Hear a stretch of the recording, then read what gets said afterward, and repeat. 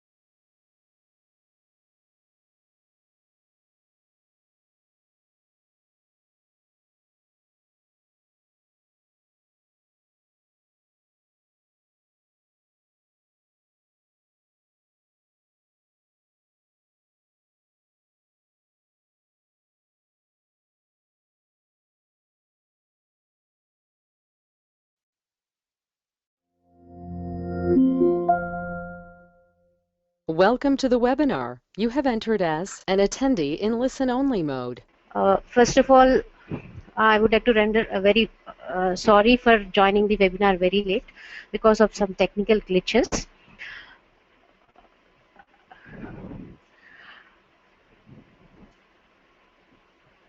Firstly, I would like to say thank you to the IUCEE Director, Krishnavedra sir, who has provided me with an opportunity to present my talk.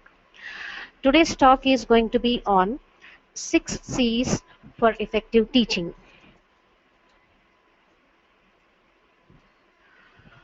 A typical college teacher preparing a course content spends years in teaching but spends no time on development of the teaching skills. When teachers think that the best way to improve their teaching is achieved only by developing their course content, then they end up with 50% of imparting the subject knowledge. So, to think that content matters more than the teaching skills, it is something like we are imagining that the car is more important than the road. But both are essential. What we teach and how we teach are inextricably linked and are very much important and dependent on one another. Even though both are tightly linked, development of the one doesn't automatically improve the function of the other. So far, no specific attention is paid to certain of these basic requirements to achieve 100% effective transfer of knowledge. With the explosion of knowledge, increasing globalization and demography needs, educating the 21st century engineers demands reinvigorating the curriculum as well the methods of teaching. In this session, we are going to look at what are the lower levels of teaching and how can one move towards the higher order teaching skills. Typically, we can say from lots to hots. Traditional teaching. Traditional teaching is concerned with the teacher being the controller of the entire learning environment.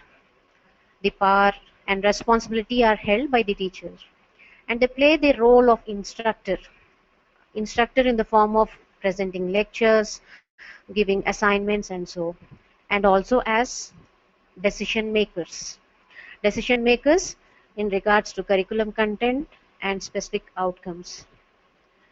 They regard students as having knowledge holes that need to be filled with information. So learning was very much seen as under the control of teacher in this. This approach may not provide students with valuable skills or even with a body of knowledge that lasts much beyond the end of the term. So, to enhance the quality of teaching and learning in the classroom, non-traditional strategies such as active, cooperative, collaborative, and problem-based learnings can be used. Before faculty can consider non-traditional teaching and learning strategies, the first step in developing an active learning environment is to determine where you want your classroom and students to be. Instructors must reflect on their personal goals for the students, student needs, and the level and the purpose of the course. Next, the instructor must consider the specific knowledge, skills, and attributes each student should acquire during the course. So when it comes to roles of teacher, we all understand that a teacher has a role to review the PEOs, that is program educational objectives, program objectives, course structures, and syllabi. In fact, we all understand that it is to teach the relevant engineering, maths, and other relevant subjects. Also, conduct relevant tutorials and laboratory as well the laboratory sessions and so on. It is also understood that the role of a teacher is to give appropriate guidance on assignments and projects, conduct empirical measurements of the program outcomes, and prepare the required documents. Of course, it also involves that the teacher has to involve in continuous quality improvement. The world of 21st century demands continuous learning as workplaces became more complex, demanding a wider range of higher order skills, and as communities become more connected through technology and other media, individuals must be able to develop their own skills to keep pace with their environment. There is an intense demand to build students' 21st century skills, which are namely creativity and innovation, problem solving and critical thinking, communication and collaboration.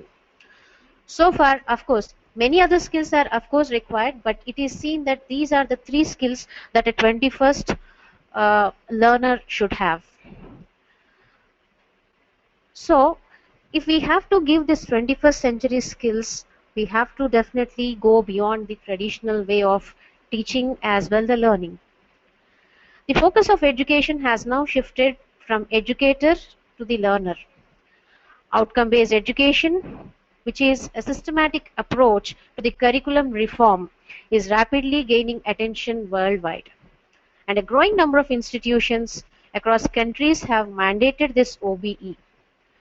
Basically, this OBE focuses on student learnings by using learning outcomes, outcome statements to make explicit what the student is expected to be able to know, understand, or do. Also, this OBE focuses on providing learning activities which will help the student to reach their outcomes. So once we talk about OBE, generally we think about this Bloom's taxonomy. Bloom's taxonomy of learning objectives. Many of you might have seen that this Bloom's taxonomy has got 6 levels wherein the students have to be taken from the lower order thinking skills to the higher order thinking skills. This is what Bloom's taxonomy teaches us all about.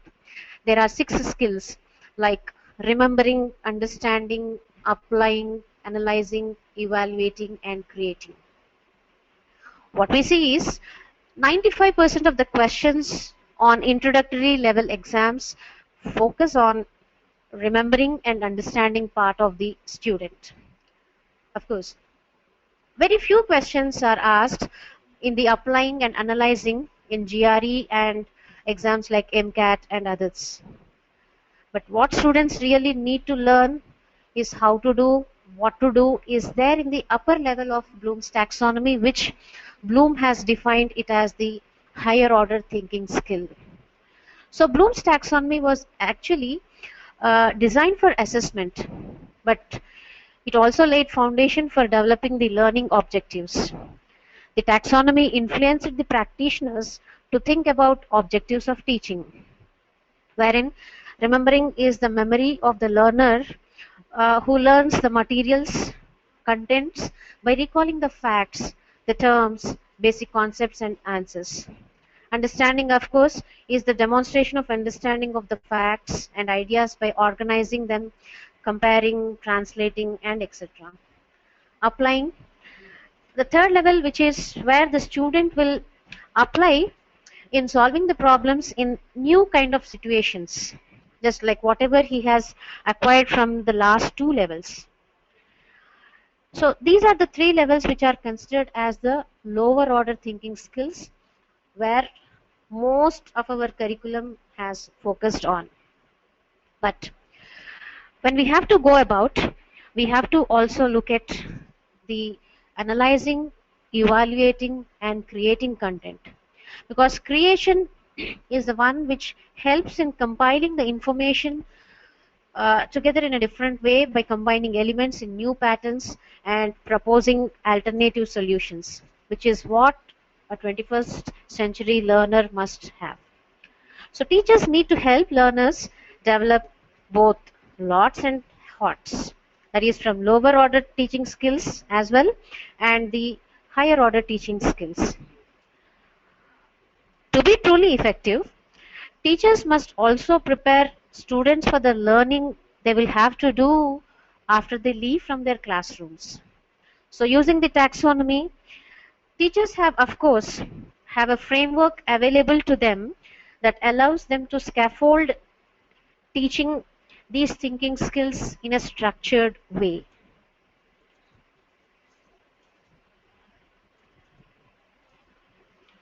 Although many workshops and conferences focused on the desired learning outcomes and what to expect from the students in terms of types of learning, yet less is focused on requirements for effective teaching. Many a time, the teachers are just ignoring some of the very important qualities which one should have to effectively transfer the knowledge to the students. So far, no specific attention is paid to certain of these basic requirements to achieve 100% effective transfer of knowledge. Therefore, what are these effective teaching strategies that one must possess? How can one have a teaching made to be innovative? How can one make his class innovative, very interesting, and so on? So, in this particular session, we will look at the 6 C's that a faculty must have in order to make his lecture more effective, interesting, and in turn develop the higher order thinking skills in the students. So this particular level, these particular C's are also linked to the Bloom's taxonomy, the same way the Bloom's taxonomy defines the 6 levels. These 6 levels are also defined as per the requirements. Let's see what are these levels.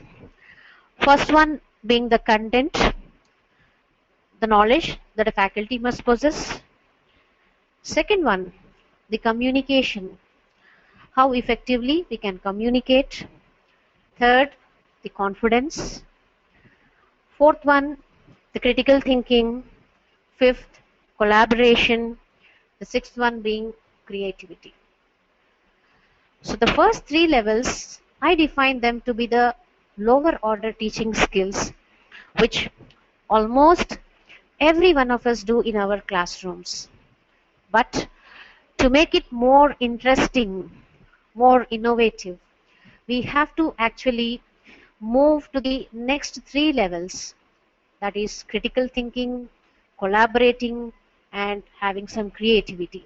So these 3 are actually called as higher order teaching skills. Let's quickly see, like, what do we mean by content? Are we not focusing on the content? So the first C in this teaching taxonomy is pertaining to the content knowledge. So content knowledge is a significant factor throughout the teaching process. We all understand that.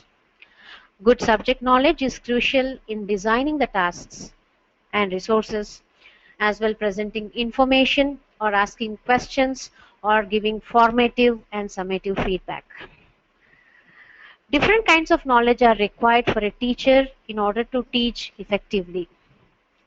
So, one may think that having subject knowledge is sufficient, but when it comes to different kinds of knowledge, a teacher must have knowledge of the subject, knowledge of the student learning capabilities, etc. So, in the process of effective teaching, teaching the content and content knowledge needs to be addressed first, since it makes little sense to consider student learning of the content before the teachers themselves understand it. The second C is what is communication. It is recognized that content knowledge alone does not adequately prepare teachers for the challenges they face in today's classrooms. A teacher must be capable of transferring the knowledge in a way that allows the students to understand and retain what is being taught. Thus, teaching is believed to be most effective when it consists of clear verbal explanations of the routines, procedures, and concepts. In his early review of the literature, one of the scientists concluded that the closest thing to a consistent findings among the students is that smarter teachers who perform well on the verbal ability tests do better in the classrooms.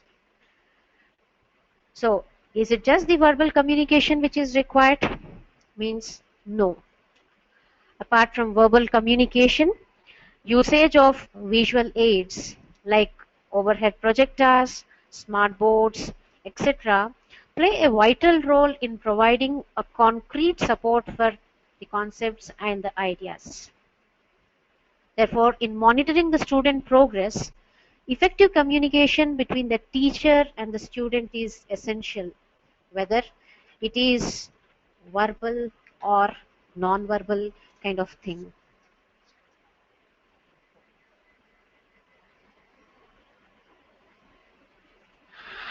The third C. The third C is the confidence. Teachers have to be self-confident about what they do and, of course, competent in what they do. Both these can be achieved if one takes care of the preceding two levels, that is, content and communication. So, if we have good content and we are able to communicate well, then we already gain confidence, and this gives the competency to whatever we are doing.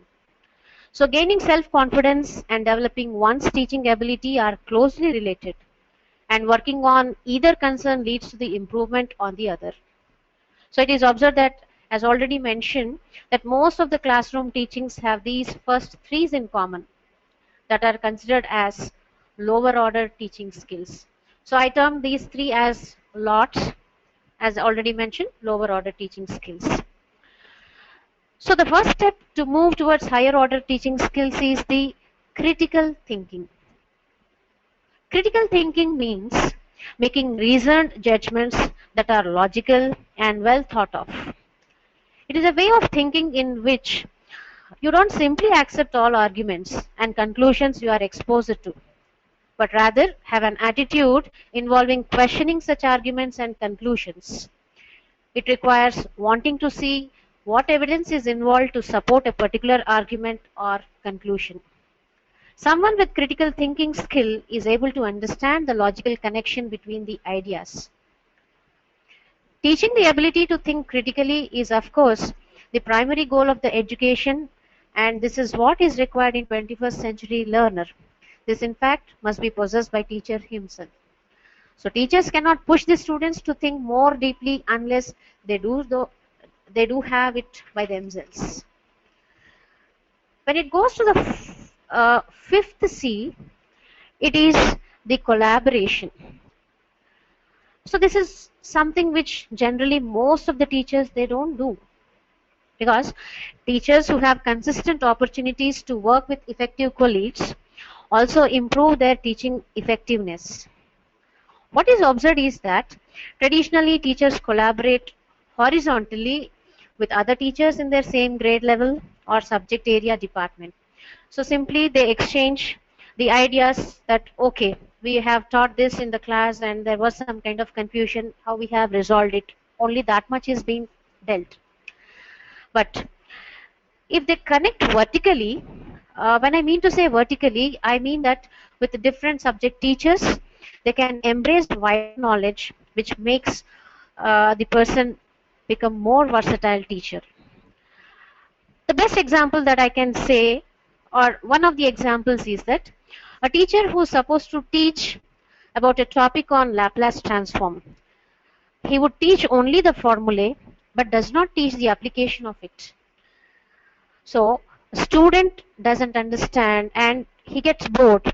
Why he is learning this particular Laplace transform? Where is it applied? So nothing is actually sticking in his brain. So in order to make the topic more interesting and exhaustive, one needs to collaborate with faculty who teach communication engineering, since Laplace transforms have major applications in that area. Therefore, the fifth one becomes a very important part in making every teacher an effective teacher. That is, collaborate with other departments. Try understanding where that concept is used in engineering. Try to link those in teaching those topics. And the sixth C is the creativity, which is of course the same creativity which the student also must possess, which is taken as the highest order of thinking skill, and in teaching it can be considered as the higher order of teaching skills. So introducing more creativity into the classroom and assignments can actually make it a lot more interesting and nurture creativity in young people. Teachers have a great impact by creating lessons that use the various types of intelligences in classroom activities. There is a multitude of opportunities for creative teaching, making connections with information, case studies, exemplar materials, resources, and creative practitioners in formal as well informal situations.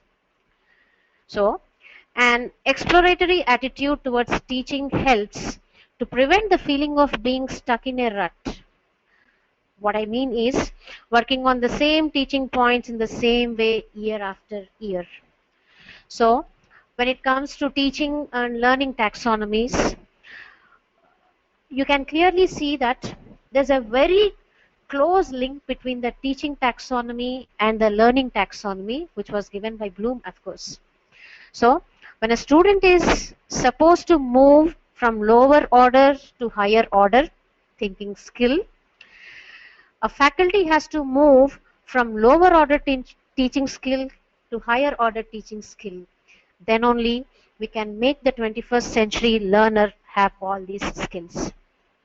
So, let us now check with some of the topics wherein we can create this interest, we can make this innovative thing happen, that is going from lots to hots. So, I have picked up a topic called matrices, and you all understand matrices are there in mathematics, and mathematics teachers teach these matrices. So how can one teach these matrices effectively? Generally, we don't think about teaching like examples on where matrices are used, where they can be applied. So we teach the students what a matrix is. We teach the student that a matrix is a rectangular array of numbers, symbols, or expressions arranged in rows and columns that is interpreted and manipulated in certain prescribed ways. We teach them certain operations like addition of matrices, multiplication of matrices, or for that matter, transpose of a matrix, diagonalization of a matrix. Just teaching this will not make the student understand where he is really applying this matrix, why he has to learn this matrix topic, and why is he interested in looking at diagonalization of a matrix. So, let us see how we can make this topic more interesting and teach this more innovatively. So, matrices in digital images. So here I am assuming that the first three levels are completed. That is, faculty has a fair knowledge on the content, that is what matrices are all about. What are the operations possible on matrices? How can we represent them in row matrix, column matrix, everything. They have good communication, and the third level is also reached where they are able to do it very confidently to the students. So when it comes to critical thinking, now I must start thinking, where are these matrices used? Then the answer is, matrices are used in digital images. So here is a picture where I'm showing a small cat, which is a gray coat, a gray image. So the images that we see on internet pages and the photos that we see in our mobile phones are all examples of digital images. So it is possible to represent this kind of image using matrices. How can we? Let's quickly see. As you can see on the right side, I have represented ones and zeros in form of rows and columns. So this is a 35 by 35 matrix whose elements are just the numbers zeros and ones. So these numbers actually specify the color of each pixel, where pixel is nothing but the color that at a time what the color it should have in that particular block. So here the number of zeros indicate, the number 0 indicates black and number 1 indicates white. So what we can do is we can ask the student to first take a graph paper, draw a diagram of his choice, and then write a matrix. When he is selecting a matrix, we can ask the student to take a graph paper having some 40 by 40 columns and rows, draw his own picture, then imagine wherever the picture is standing, those are ones, and wherever the picture is not there, those are zeros. So digital images which are using only these two colors are actually called as binary images or Boolean images. So here comes some sort of interesting thing that, oh, this is where a matrix can be used. Then next, what is the next? So matrices doesn't end over here. Matrices have more applications. We teach the students matrices, we can add matrices, we can subtract matrices, we can multiply, we have some operations called transpose of a matrix. So once a digital image can be represented by matrices, we may now have certain operations done on these. The slide now is showing from A to H where the images have flipped, or else they have mirror image, or they have flipped by 180 degrees, or they have flipped by 90 degrees, 270, or and so. So if we consider the binary image A, which is over here, as a matrix, 35 by 35 matrix having elements Aij, then the image B here corresponds to transpose of A. So we already know how to do a transpose of a matrix. So I have considered Aij as my initial matrix. When I have taken the transpose, it becomes Aj, which I can now represent it as a new matrix having B with elements I and J. So immediately the student knows, okay, this is how transpose of a matrix helps in shifting the image, and this is how digital images are being processed. So this gives some kind of interest, this brings in some kind of interest in the students. So students will start now understanding. You can ask the students to prepare as many images as they want and ask them to do as many operations as possible and check by themselves. This creates a lot of interest in the students, and also this will increase the thinking capacity of a student, whereby they can also create. Creativity is coming in this way in the classroom. Just not this. Let us look at one more example where I can take the students to the higher order thinking skills by making my class into higher order teaching. So let's take a topic of Schottky diode. Generally, this Schottky diode is either there in the first year, where normally a physics faculty teaches this topic, or else sometimes it's the electronics faculty who teach about this Schottky diode. Conventionally, Schottky diode is a given introduction as it is made from a metal semiconductor. It has very low forward voltage, has high switching speed, and these kind of things are generally taught in the classes. We also teach them that the Schottky diode offers a number of advantages in some circumstances, in RF applications, radio frequency applications, and so on. But student doesn't get motivated to learn more about this Schottky diode. So to make it more interesting and more innovative, we can actually think about a small project, a project which can be brought into a class having small elements and taught to the student in a more creative way. That is, how can a Schottky diode be used to detect the presence of a cell phone? So Schottky diode as a cell phone detector. The most common electronic equipment which are used nowadays is the cell phones. So with advancement in communication technology, the requirement of cell phones has increased manifold. And we can teach the student that cell phones typically transmit and receive signals in the frequency range of 0.9 to 3 gigahertz. Done. They will understand that.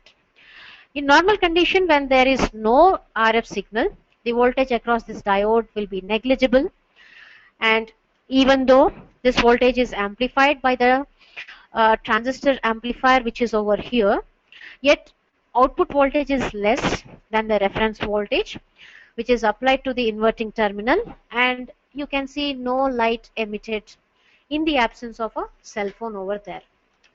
But what happens when a cell phone is present?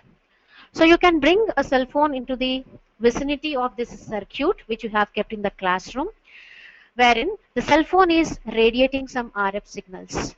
So when a mobile phone is present, voltage is induced in the choke and the signal is demodulated by the diode. And this input voltage is amplified by the common emitter transistor which is present over here. Here we have resistors, inductors, transistors, everything connected. And you can see common elements which are there with us. The resistor, inductor, capacitors and small transistors can be used, and a battery supplied over here. So here you can see, as soon as the mobile is in its vicinity, the LED has glown. So you can make the class more interesting, and you can ask the students to think about more such projects and use Schottky diodes in such other environments. So you can tell the students that if I have to, you can create a situation where you can ask the students that, can you just design a software to detect the presence of cell phones in the examination halls? Then the student will start thinking. So this makes the class more interesting, and the student will never forget the concept of Schottky diode. This type of teaching, of course, required critical thinking in a sense, how does Schottky diode really work? So we have thought critically how a Schottky works. Fine, after thinking critically, we got some answer. But in order to make more on this, we have to go and collaborate with people who are working with communications, that is electronic and communication department. So we have to ask them, what is the frequency range of the signals emitted by the mobiles? How can I connect an LED to this? How will this LED be glowing?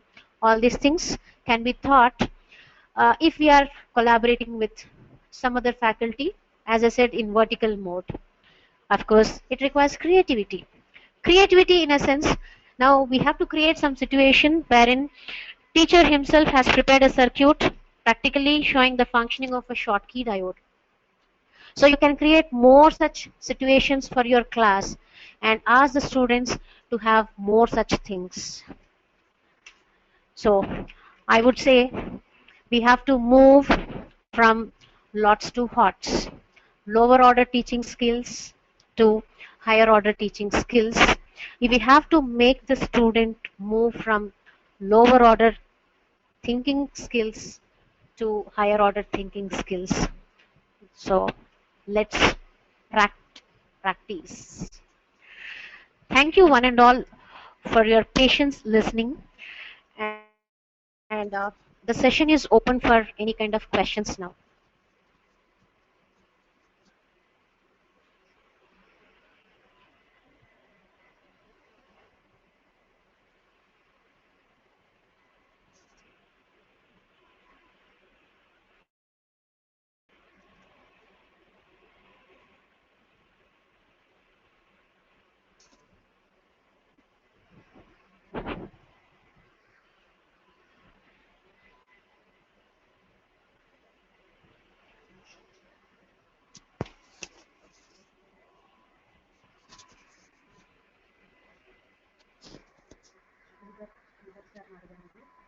If there are any queries, how do I?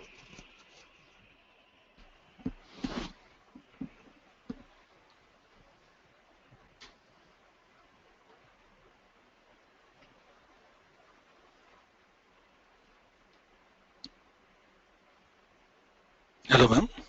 Hello, sir. Yeah, I'm going to read out the question. Yes, sir. I think a lot of grievances are there in most of Indian universities' curriculum structure. This results in low impact on students on creating an evaluation part. How can we resolve it?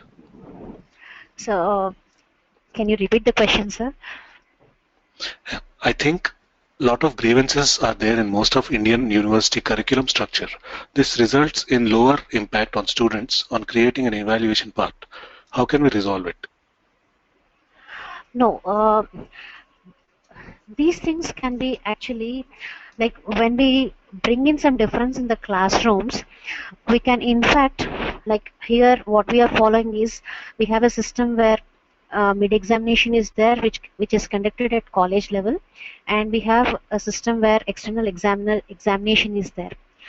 So faculty who are under uh, the external examination where the paper is set by some university and this kind of thing doesn't work out, can think about giving some questions, some kind of things when they are conducting their internal examinations. So I think this should not create a problem for us.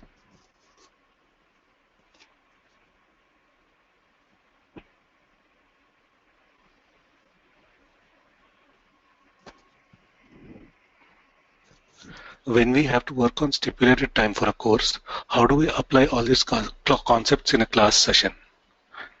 Sridhar sir, can I see the question on my screen? Because uh, the question is not clear to me, sir. I'll read again, ma'am. Yeah. When we have to work on stipulated time for a course, how do we Mhm. apply all these in a class session? Uh, when it comes to applying all these things, we have to actually think in terms of we need not actually teach the students all the things that are there in the syllabus. In a sense, first we have to introduce the subject. Certain of the things can be given as assignments to the students. So the student has to learn and come to the class. Only when he has done his assignment, then he can attend this particular class wherein the assignment portion covers all the concepts. Something like I have taught them the transpose of a matrix. So we can give them homework, lot of homework on getting a grip on this transpose of a matrix. So in the class, we need not actually solve all varieties of problems. Give some of them as homework. And then in the next class, typically what we do is teaching a concept, we take some two classes. The same transpose concept can be taught for two classes, but we can wind it up in one class, and in the next class we can include such kind of innovative things. What I feel so.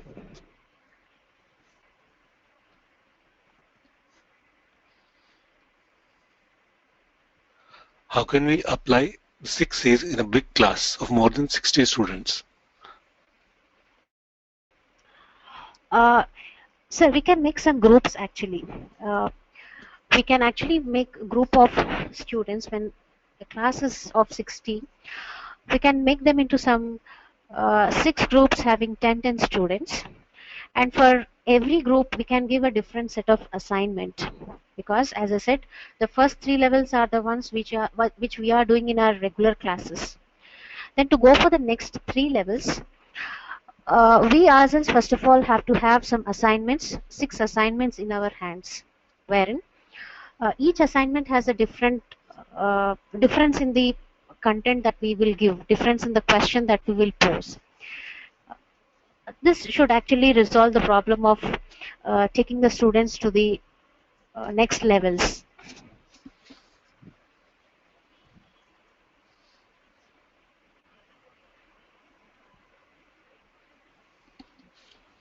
Hello.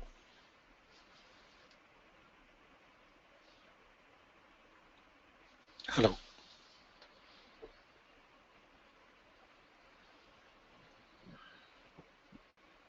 Hello.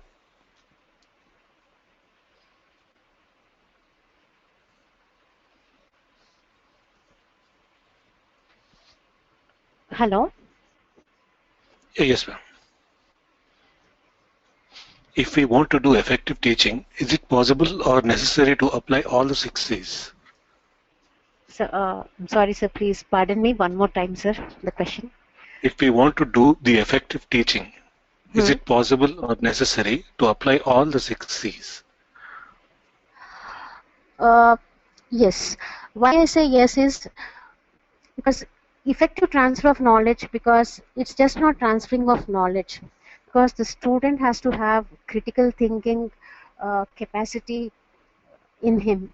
So we have to develop critical thinking. If we are supposed to develop this critical thinking, we need to teach in such a way that we need to have the critical thinking and this kind of creativity brought into the classrooms. Otherwise, it is definitely not possible to take a student from the lower order to the higher order, because we have practiced this at our college and we have seen such differences. A set of class who were taught only at the 3 levels, and set of students who were taken to the higher orders by giving them some kind of creative activities and so. How can we use matrix on daily life? How can we use matrix on daily life? In our daily life means, right.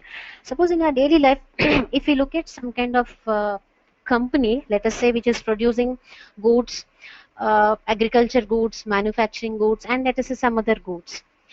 So if I want to have an optimization of my manufacturing things, then it is not possible for me to go to every manufacturing unit and see what is happening and then combine the data and do all these things. We can simply, if we know how to use a matrix, of course linear algebra will be involved. It is just not a matrix. Linear algebra also must be included, wherein you try to get an equation between the connecting the contents like agriculture, manufacturing, and some other portion, and then put that into a matrix, diagonalize it, or use any such function which gives you an optimum solution for it.